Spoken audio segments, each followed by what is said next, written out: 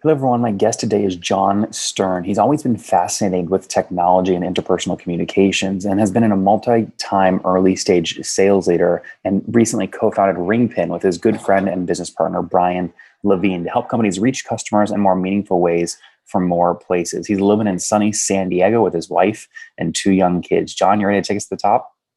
Yeah, this is awesome. Thanks for having me, Nathan. You bet. Hey, so tell us a little bit quickly, what space is Ringpin playing in, and is it a pure play SaaS business? Yeah, it is a SaaS business, and we actually cross into a lot of different industries because we help anyone that has any physical products or location run, digital campaigns or provide digital experiences from those physical places. So it works a lot in retail, e-commerce, shipping, packaging, so many different real estate. So we cross over into a lot of different industries. Can you just try and make that real for the crew listening and say, can you maybe tell a customer story on how they're using you? Yeah, sure. Like we support 40 pizza shops in Toronto, and they use us on their mailers, on their boxes in order to get customers to re-engage, leave reviews, buy more pizzas, all that type of stuff. We can also work with payment processors so people can take their bills, scan a QR code, and it can skip all the friction and they can one-click pay from there.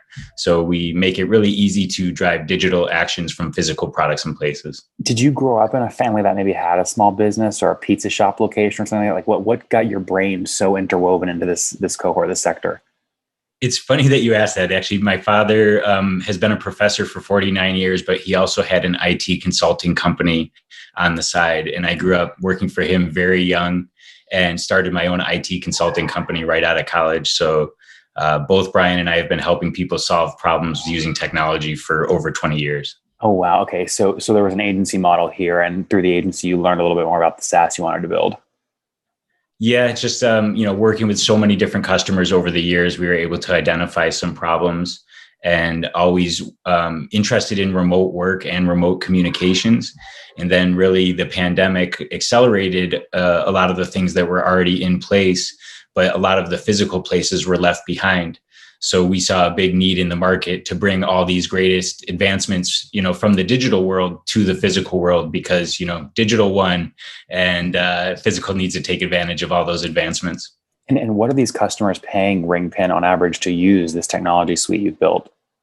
Yeah, typically we have a minimum of like 2,000 a month, but it really depends because there's so many different ways that you can use our software.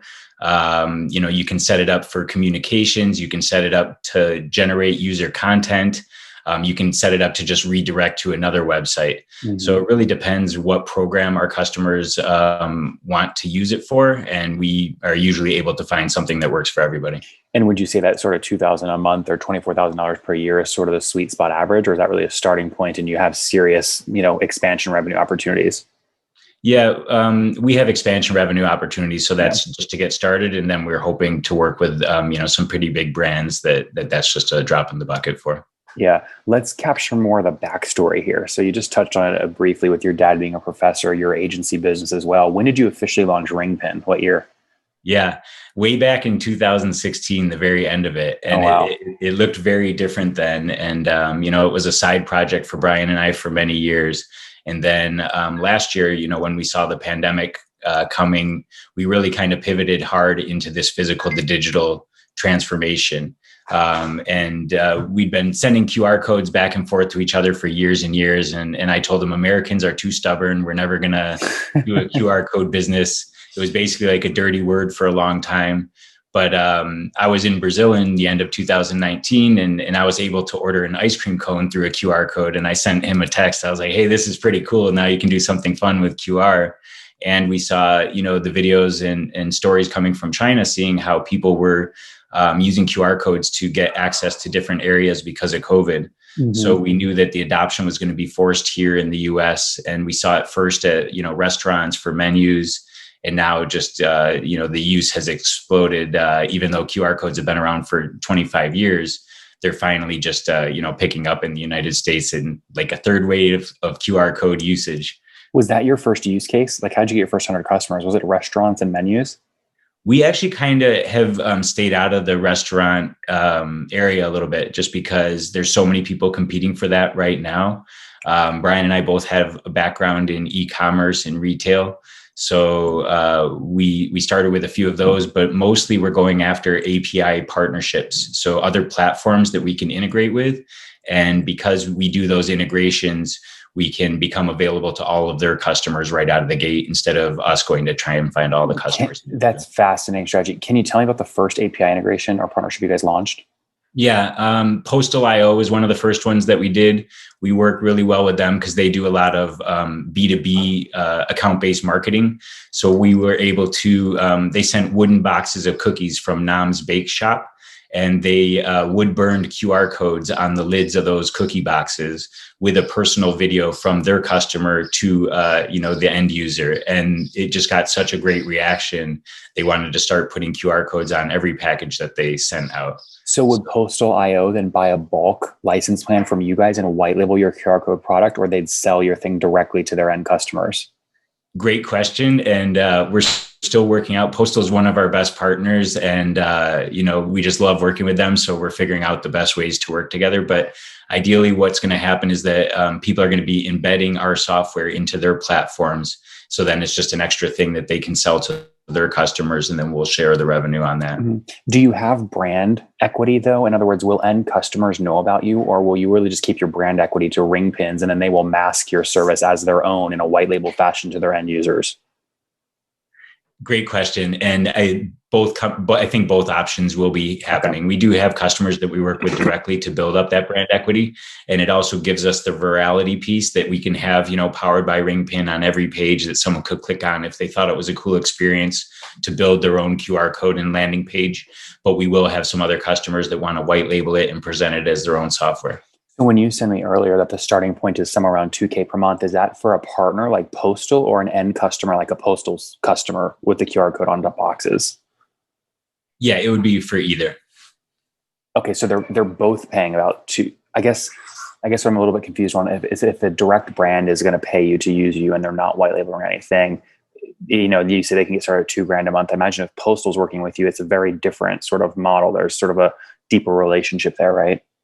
Yeah, I mean, with Postal, just to be totally transparent, we just started, to prove the concept, and we wanted to see how it was going to play out before figuring out the financial pieces behind it. But most likely with them, because we like them so much, we will give them the software and then just share the revenue from customers that they sell it to. I see. But were they? I was asking about your first your first 100 folks in using the platform in 2016. Postal was your first one launched back then, or you? No. Postal has been since the pivot where we added the QR codes and everything towards the end of last year. I'm sorry about that. I see. Well, take me back to the start date. What was your initial thesis? Who were your first 100 customers? Oh, got you. Okay. So way back in the day, we were building an omni-channel contact center for this insurance agency here in San Diego. They kept buying other insurance agencies that wanted to be able to use all forms of communication, voice, video, text, and live chat from any device in any location. So we started building it for them, and they ended up getting acquired by a private equity company before we finished the platform. So then we were sitting with this omni-channel contact center, kind of similar to like a talk desk or a dial pad or something like that, which, to be totally frank, didn't excite Brian and I that much. Building, a kind of phone communication system. What we really wanted to do is just give people the ability to connect from anywhere that they are and do anything they want from anywhere. Yeah. The phone piece wasn't that exciting, and we were a little bit more excited about video, but really being able to take it from physical to digital kind of brought it all together with the omni-channel contact center and, the actions and experiences that you can deliver through these codes. Yep. So most of our customers in the beginning were all just phone and texting customers. And they were a much different kind of level of customer than we're looking at right now. Now we're going after enterprise instead of, small business and mid-market. So let's fast forward to today, back from the call center approach. Then you're doing the Postal API integration test today, launched after the pivot. How many customers are you now serving today? Yeah. If we include the old ones, we have probably about 45, but on the new stuff, we have about 7 probably. Okay. Got it. So, and then talking about funding, did you bootstrap the company or raise? Yeah, we've bootstrapped. Oh, we love that. Love that. Okay. So bootstrapped 45 customers. Now, can I take 45 times 2,000 a month? It puts you at like 80 grand a month in revenue, something like that. No, not even close. Those were old customers that were paying much different. We're below 5,000 a month in revenue right now, but most of the deals that we have in our pipeline are larger than that. So as soon as, we get those across the finish line, we'll be making moves. And who's we? What's the team look like? We have Brian and I and 8 advisors. Okay, got it. So you two are the only full-time folks. Yeah. And how do you split roles? Is one of you an engineer and another sales guy, or what's that look like? Yeah, Brian handles all the development and architecture, and together we work on product, and then I do the sales and partnerships. Very cool. And what is it sounds like you've got a piece of technology that touches a lot of businesses that today are raising at billion-dollar valuations. You've already touched on Dialpad. I'm also on your website right now. You have a very cool video sort of widget, which is basically like a better version of, Drift or Intercom, right? In terms of live communication on the site. Did you develop that technology as well? That's actually our partners, Go Tolstoy. They're a new startup out of Israel that we really like. But we have, we have the live video communications, and we're partnering with them for the asynchronous video communications. I see. So we're partnering with other technology people that can kind of fill the gaps until we have a bigger team and can build everything, internally as well. Yep. Interesting. Very cool. Okay. So what's the plan? I mean, how do you go from 45 customers to, 400 customers? Yeah. We love these API partnerships that we're working on. They're giving us access to all of their customer bases. So as soon as we get embedded into those platforms, that will pick up our customers a lot. And we also have a product-led approach. So we have developers building with our API right now internally in companies, and we want them to solve problems internally. And then that will, lead to a sale in those places as well. So we think between the partnerships and the developers, that's how we're going to be, expanding. And John, how are you guys paying, and funding this? You've been doing it since 2016, or about 5K a month in revenue. That's not enough to pay you and your your partner to just cover sort of basic living expenses. Yeah, great question. Frankly, it's been a struggle, and this year in COVID, slowed down our lifestyle a lot. So I think a lot of things came together to allow this to happen. To be frank, we probably are going to do a raise quite soon after we sign a few of these enterprise deals. So that will alleviate some of the pressure, but really it has been a struggle to make it this far.